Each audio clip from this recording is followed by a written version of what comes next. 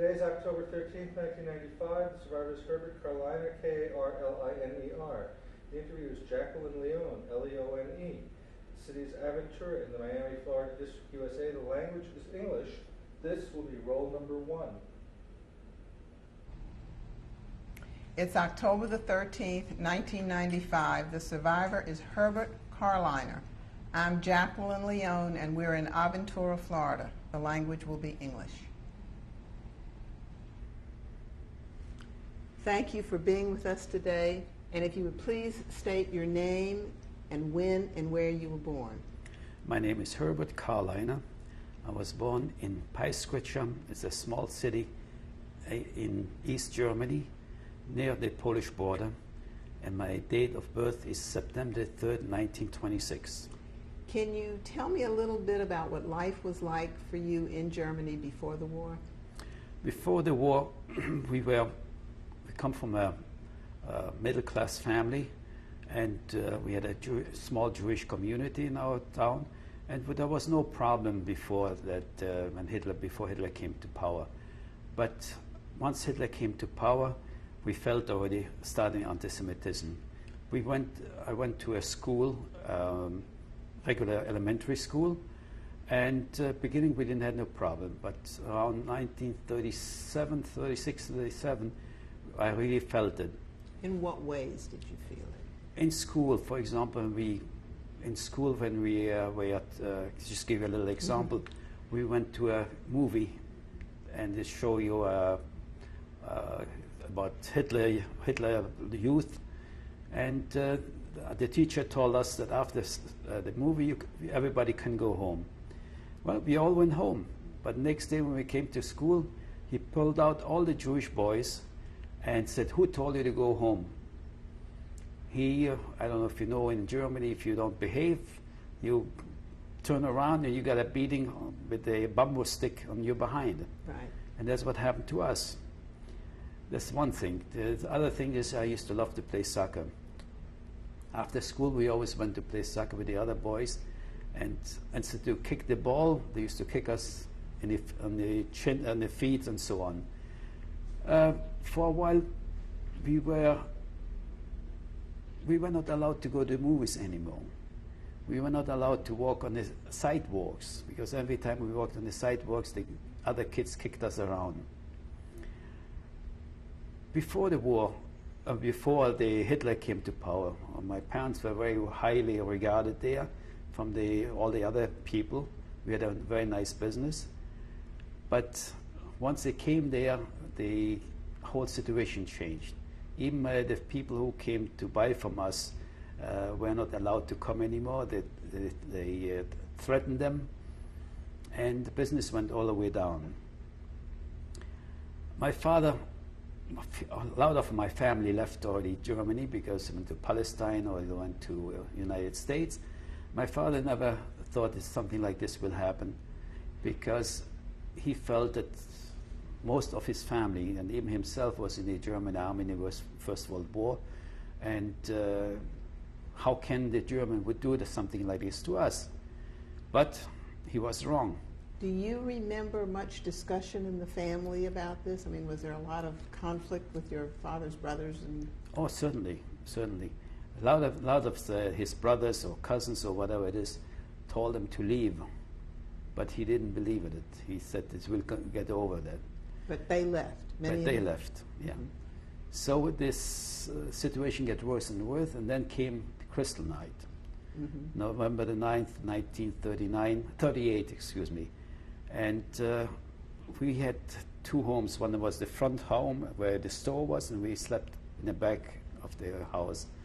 My father went down around 6 o'clock to open the store, and all of a sudden I hear him screaming, somebody broke into the stores. We all went downstairs, and sure enough, the whole store was completely destroyed. And that was the first you knew about it? That's the first we knew about it. You hadn't heard it the night before? No, nothing. We didn't hear nothing there, what happening. So we all went downstairs, and somebody came running to us and said, the synagogue is burning. So my father and myself, we went to the synagogue, and sure enough, there was a fire there, and they make a bonfire with all the prayer books and even the Torah they threw in the fire. My father wanted to save the Torah, but the SR, which was the brown shirt at that time, they kicked him around and threw him. I mean, he was not allowed to save it. Meantime, somebody else came to us and said, "I understand the Gestapo is picking up all the family." So we ran back home, and we didn't know what to do. We waited for the Gestapo to come. So the Gestapo came, but they picked up only my father. Only your father. And put him in prison. So we didn't know what to do, you know. So he was in prison. In the meantime, my aunt from the other city called us and said the same thing happens to them. So my mother sent me by train to the other town. You were like 11 or 12. I was about 11 years old. And I found out that all my father and the other who were taken from the city in the prison there over there in the next town, which was Gleiwitz. I went to that prison and I saw my father, and everybody told me what to say to their family and so on and so on. I couldn't remember everything. And I went back to my hometown and I told everybody there, and so everybody went to the other town again. So you were allowed to see your father? In prison, yes. In prison. Was there any charges? Or? No charges whatsoever. When I came back, everybody went to see the father or the whatever they are. But when they came back, they were taken away already. They went to Buchenwald. We had to straighten out the store. We closed the store because it was completely destroyed. And the only way then there was the end from us to stay in Germany. We felt that we had to go out. My father had tried already before to leave for the United States, and we were on a quota. So you were already on the list, so to We were speak. on the list already. So the only way people get out of Buchenwald was that you have to have a permit that you will leave Germany in the next 3 or 6 months. I don't remember exactly. So to get my father out, we got a permit to go to China, Shanghai. Then when he came out, he was about 2 weeks, 2.5 weeks he was in Buchenwald. But when he came out, I didn't recognize him. They shaved him, he was so skinny, and he didn't talk to me about what happening there because I think he was not allowed. He was not allowed, or he? He was not allowed Or to within say. himself? Or maybe he was not, no. We didn't want to go to China. In the meantime, we found out there's a Cuban consul who's selling permits to go to Cuba. I think we paid $500 for each person. I came from a family of 6. We were 2 boys, 2 girls, and my parents, 6 people. And you were, let's step back a little bit and look at your family. Your sisters were older, younger? One sister was older, my brother was older, I was the 3rd, and I have another sister who was younger. Mm-hmm. And were there any other aunts and uncles who were in the camp? Who were taken into the camp who? Oh yes, certainly. There was 2 brothers from my mother. From my father, there were about 4 uncles were also taken. Did the Jewish community kind of get together and decide what to do as a community, or did each family try to deal with it the best they could? Each family were the best they could. The Jewish community could do nothing that time. Anyway, so we bought those permits to go to Cuba because we felt to go to the United States will be much easier from Cuba to come to the United States. I had an uncle who was a judge in Germany, and then he was thrown out with judgmentship, and then he lost also to be a lawyer. He was not allowed to be a lawyer. And he was also in Buchenwald. And when they released him, he said, "I'm not going to wait one more day. The first ship I can take, I get out from Germany." And he took a freighter, I think it was the Orinoco, who went from Hamburg to Havana. And he left before us. He He said, left before you. he said, I don't want to wait with you. I'm going out. And he made it to Havana. Did he have a wife and children? No, he was single. alone. Yeah. This was in 1939. Did you gather your things together? Would you Yes. have things to gather at this point? First of all, we had to sell our house. The Gestapo came and they said this house is worth $10,000, which was ridiculous, you know. And we had to sell it for that price. We had some money, and they allow you to take out anything you want from Germany, except you have to pay everything double, You have to pay everything double. tax-wise. When you had a watch which is you want to buy for $100, you have to pay $100 tax. Oh, I see. So anything, we were not allowed to take any money out of Germany. So that's what we did. Whatever we could, my father made some boxes, which in case we get someplace, we just put it against the wall and we can open them up. It was like a, how you call it? Like a trunk? Like a trunk, but you know, everything ready, with shelves and everything else. What business was your father in before? He was in, how you call it, all supply, all kind of supply, but also mostly wholesale grain. He bought it from the farmers and he sold it to the mills. Foodstuffs and things like that? Yes, Okay. yeah. So, but my family, my grandparents used to live for a century in that village. My father had 14 brothers and sisters, and they all were born in that small town. My grandfather and so on. Were your grandparents still alive at this time? No, the only grandfather I knew was from my mother's side, and he used to live in Poland, Oh, I see. which is not far away, but I knew him. This was in 1939. I'm just trying to bring, if I think so, anything else what happened in Germany before we left. Were there speeches on the street? I mean, how were you told what to do? How did you know what to do? Where? In Germany. In Germany? I mean, how did the Germans say, no more this, no more that? They didn't. They just gave a law that Jews were not allowed to go to the movie. We're not allowed to sit in a bus in the front, or maybe only in the back. And if you went, what would happen? They would put you in prison. Yeah, I remember that's one thing in a little example. One guy I used to play soccer and was a good friend of mine. And it was in the winter time, and I went with my little sister on a sled in the mountains to go down. And he didn't have a sled. And he came by, he said, "Can I go with you?" I want to be friendly with him. I said, "Sure, come." He went there, and I was in the front of the sled, my sister in the middle, and he was in the back. Down the hill, he started to beat my sister for no reason whatsoever. And I get very angry. When I went down from the hill, I grabbed him and knocked the hell out of him. Well, I had a little satisfaction. The only problem is that at night the Gestapo came and picked up my father and put him in prison. A Jew were not allowed to hit an Aryan. So my father had to go in prison. I don't remember how long he was in there. Was this the second time or the same time? This was the first time he went to prison? No, second time. Second time. It was afterward.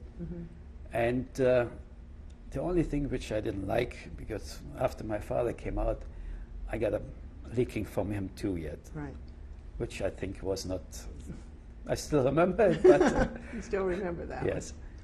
But I could understand because my father was very nervous, all the things were happening, and he didn't want to jeopardize the safety for the whole family. How was your mother dealing with this? Do you remember?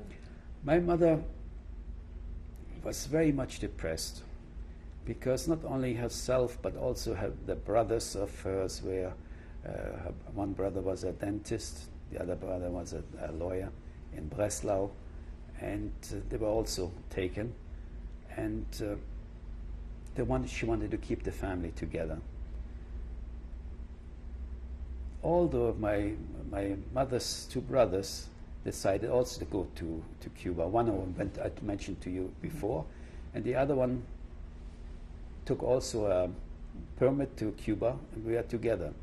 I would say we were about 8, 10 people, relatives, on that ship, plus some other friends also. Well, for me to leave Germany, it was a pleasure, because I always wanted to come to the United States, as far as I remember. Even as a kid? Even as a kid. I was reading some books, German books, about the United States, and I was always fascinated. Even before Hitler, was there a lot of talk in the family about leaving Germany, or was it, or did everybody expect to stay there forever? No, like I said before, some of the family wanted to get out, and they went out. Mm-hmm. Some went to Palestine, some went to the United States. But my father said, it will pass, you know. It didn't. It didn't. Another thing, a little example I will give you, that we had a lawyer, Jewish lawyer, Rechtsanwalt Böhm, and he was decorated in the First World War. He was Jews were not allowed to be more than a lieutenant in the German army. Even in the First World War? Even the First World War. But he was wounded and was decorated. He has an Iron Cross.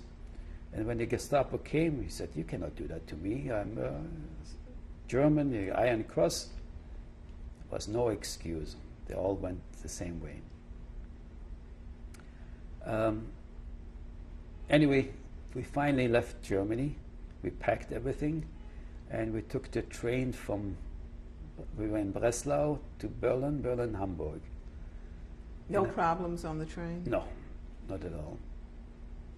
The German government gave a permission to take that ship, St. Louis, which was a luxury liner from the American Hapag, that's a German line, went New York, Hamburg. It was a very luxurious ship at that time.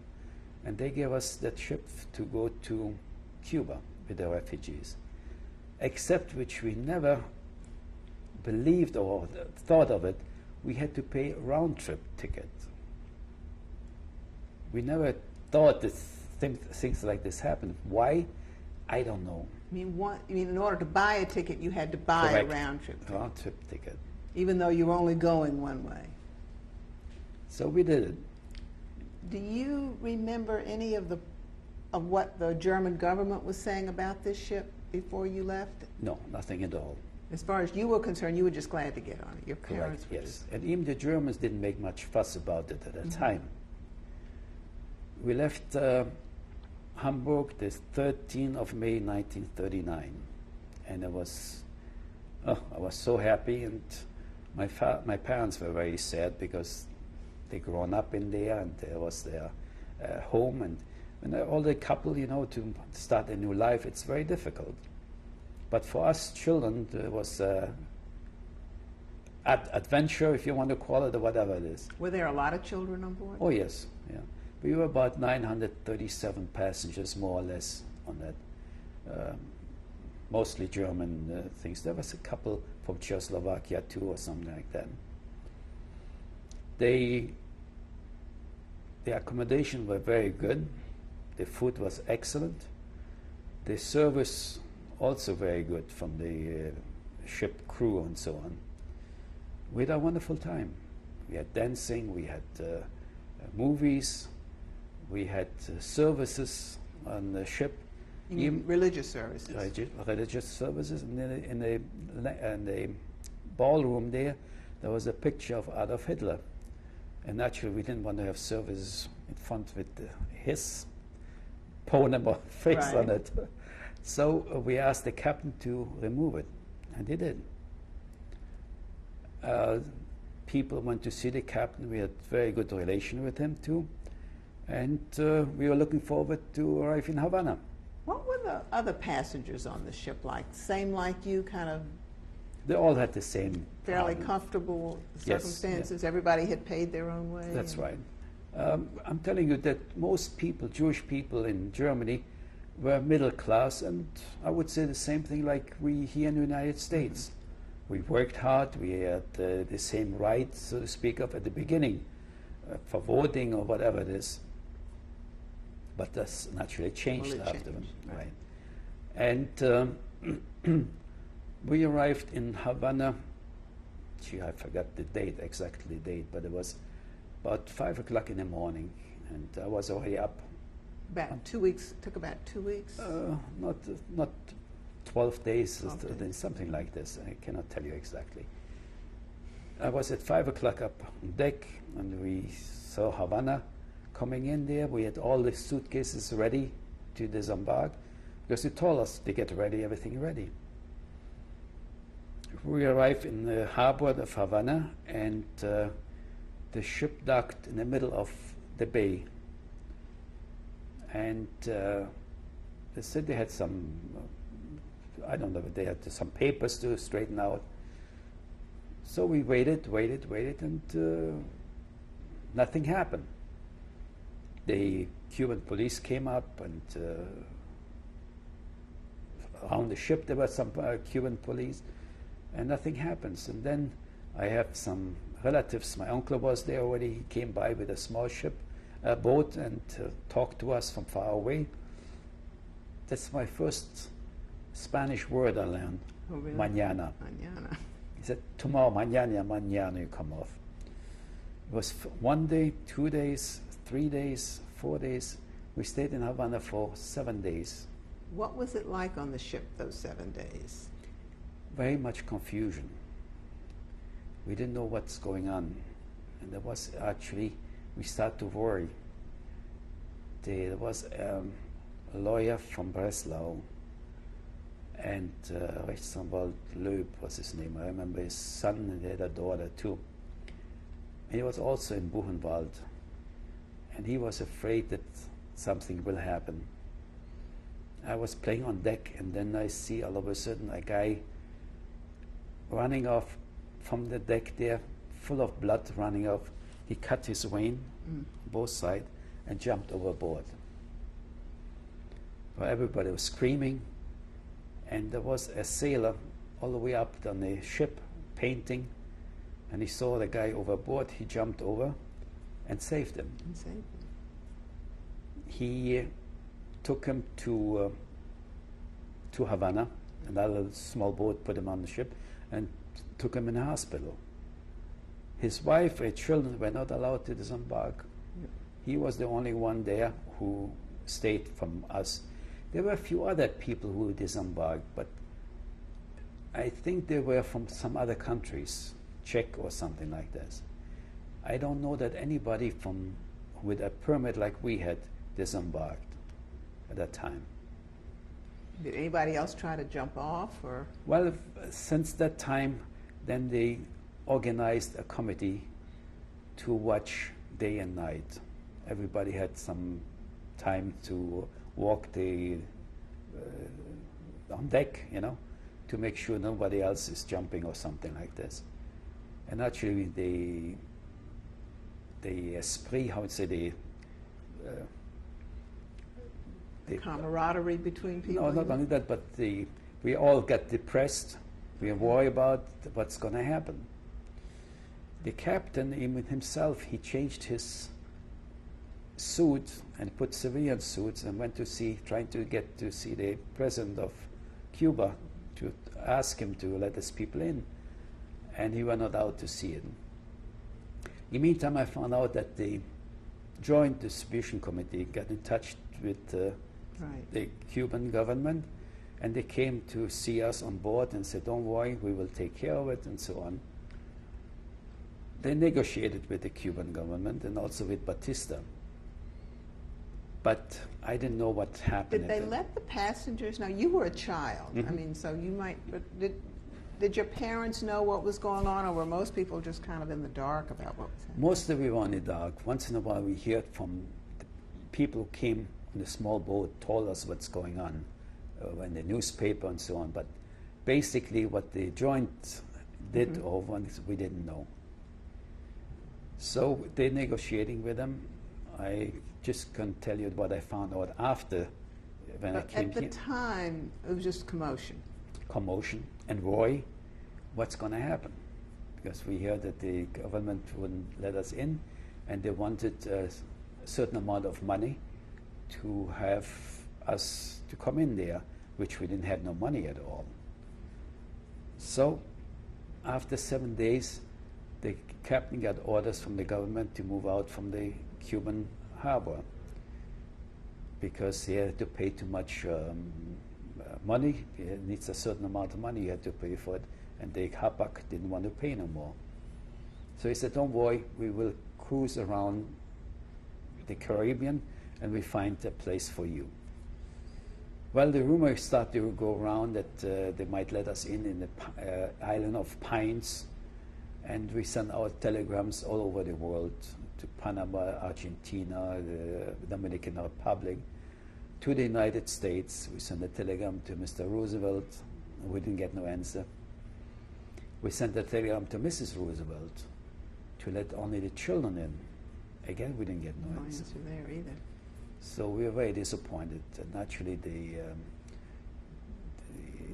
happiness to leave Germany get to be depressing. Everybody was so depressed. What's going to happen to us? Because we know if you go back to Europe, what's going to happen. May I mention something which I forgot to tell you. A brother of my father in 1938 made a remark against Hitler somehow. Well, he was arrested and sent to Dachau. And about 8 or 10 months later, a SS officer came to my aunt's house with a little box and said, here's your husband. So it was already 1938. We know what they're doing in the concentration camps. So we were worried about. You knew what you were running away from. That's right. Yeah. So we were worried about it. So meantime, the telegrams, no answers.